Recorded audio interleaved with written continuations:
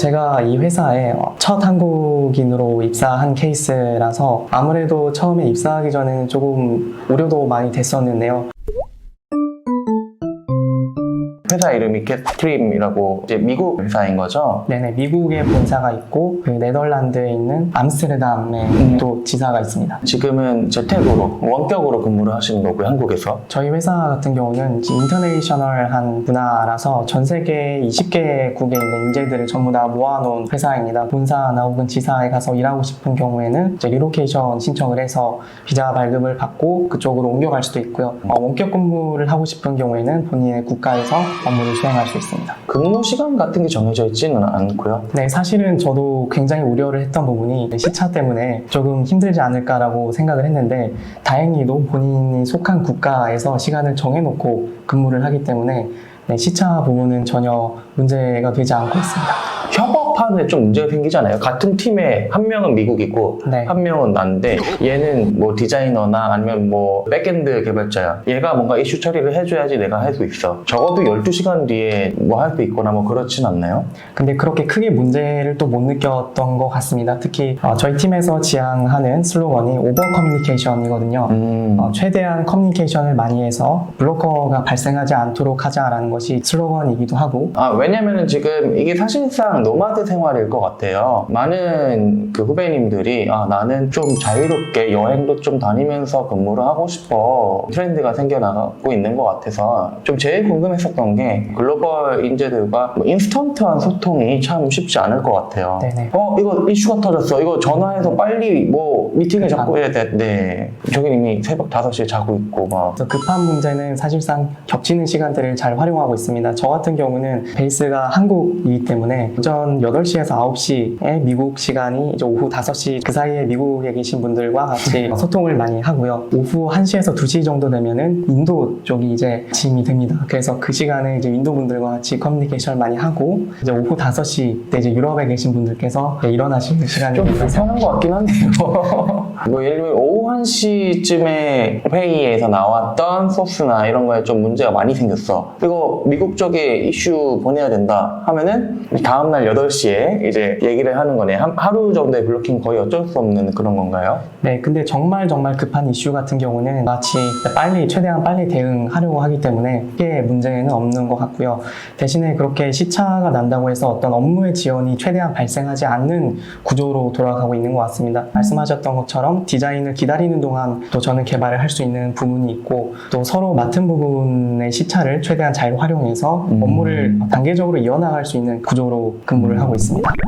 예전에 싱가포르 다니시면서 외주도 하고 뭐 노마드 생활 얘기 조금 더 듣고 싶은데. 네, 제가 병력 특례 마치고 이제 복학하기 전에 한 8개월 정도 시간이 남았었는데요. 국내 여행도 하고 싱가포르 여행도 하면서 다양한 문화들을 경험을 했던 것 같습니다. 오픈소스 개발도 함께 했고 외주 프로젝트도 굉장히 많이 해서 특히 이제 다양한 문화들을 접하면서 제가 기존에 생각하지 못했던 것들에 대해서 또 많이 배우고 또 다양한 사람들을 만나서 이야기를 나누면서 아이디어를 얻기도 하고 오히려 업무 시간도 또 제가 원하는 시간에 조율을 할 수 있기 때문에 효율성은 굉장히 좋았던 것 같습니다. 뭐 9 to 6면 9 to 6, 10 to 7 이렇게 시간을 좀 정해놓고 일을 하는데 네. 이게 아니라 일할 것만 정해져 있고 시간이 정해져 있지 않으면 계속 일을 하게 되는 그런 부작용도 있지 않나요? 물론 이제 일을 정말 좋아하시는 분이라면은 그럼 중간에 쉬지 않고 계속해서 일을 하겠지만 중간중간에 잘 쉬면서 번아웃이 오지 않게 조율하는 것도 일종의 업무 능력이라고 저는 생각을 하기 때문에 취미 활동이라든지 잘 병행하는 것이 굉장히 중요하다고 생각합니다. 뭔가 기준 같은 게 있을 것 같아요. 일을 얼만큼 했는지를 가시화해서 볼 수 있는 뭐 그런 걸 회사에서 도입을 하고 있거나 뭐. 현재 제가 소속된 팀은 디벨로퍼 마케팅 팀이기 때문에 저희가 개발한 어떤 오픈소스 라이브러리라든지 혹은 컨텐츠의 어떤 조회수, 트래픽이라든지 다양한 팔로워들이 또 KPI로 이루어지고 그런 것들을 시각 시각화를 할 수 있기 때문에 결과를 또 측정할 수 있는 부분이 있습니다. 내가 일을 얼만큼 했는지에 대해서 어느 정도 측정이 되니까 그걸 봐가면서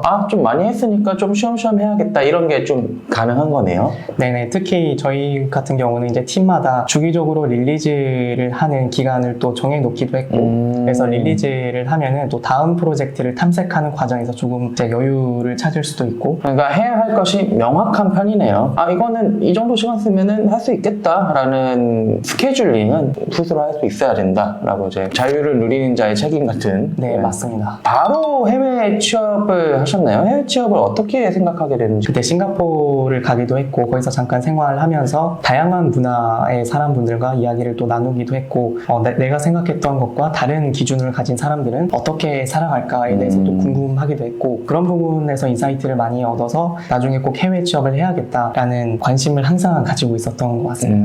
취업 시장 자체는 어때요? 한국이랑 좀 다른가요? 한국이랑 비슷하게 굉장히 많이 열려 있고 사람들을 찾기 위해서 굉장히 많이 노력을 하고 있습니다. 해외에서도 그러면은 근무를 해보시고 그냥 네. 국내에서도 근무를 해보셨는데 근무 환경이랑 좀 복지 같은 게 좀 다른 점이 있나요? 제가 속해 있는 게스트림이라는 회사는 아무래도 인터내셔널한 회사다 보니까 서로 시간대도 다르고 최대한 서로를 배려하는 문화가 자리하게 된 것 같습니다.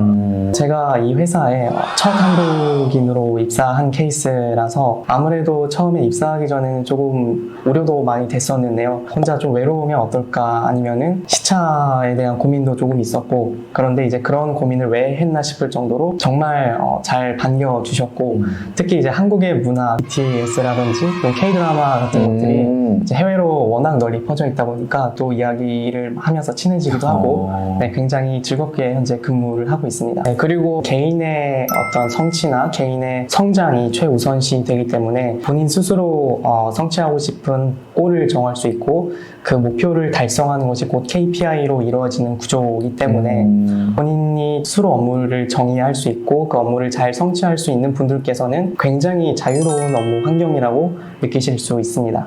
보통 많은 국내 기업들은 업무가 이제 주어진다 하달식으로 진행되는데 해외에서는 내가 어떤 골을 목표를 세우고 그걸 내가 주체적으로 달성할 수 있게 독려하는 형태로 일을 하는 경우가 많은 것 같다. 특히 게스트림이 네. 그렇고 그리고 특히 서로의 어떤 성과들을 지지하고 각자 잘 이해를 하고 있기 때문에 서로 부족한 부분들을 채워주기 위해서 굉장히 발맞춰서 노력하고 있는 문화이기도 합니다. 이게 바로 아메리칸 스타일.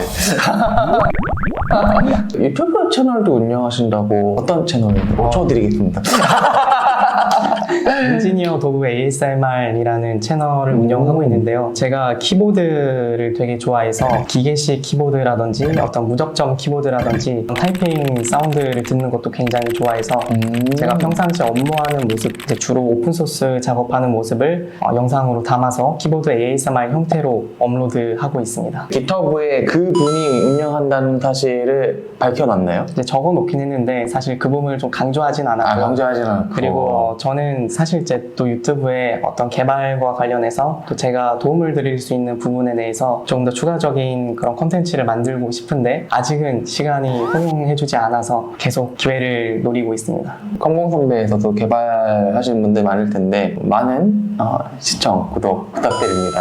ASMR 들으시면서 되게 바쁘게 살고 계실 것 같아요. 오픈소스 5,60개를 계속 메인테이너로 관리도 하시고 회사 생활은 또 리모트로 풀타임으로 그다음에 사이드 프로젝트도 이것저것 많이 하신다고 했는데 왜 이렇게 바쁘게 사세요?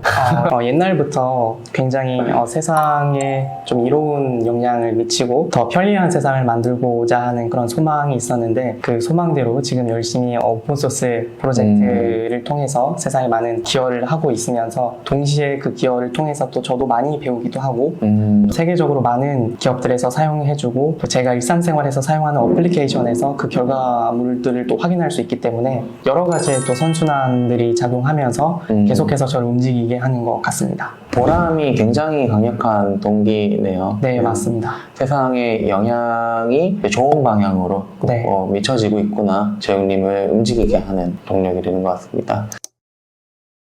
향후 몇 년 뒤에는 이 분포가 조금 다 어떻게 달라질까요? 계속해서 코틀린이라는 언어는 발전하고 있기 때문에 안드로이드는 어떻게 보시나요? 안드로이드는 앞으로도 계속 전망이 좋을지. 모바일 시장에 대한 제 개인적인 견해를 말씀드리고 싶은데요. 그러면 현재 시점에서 안드로이드 개발자는 시장 가치가 좀 얼마나 될까요? 저의 경우에는 이제 안드로이드를 선택한 이유가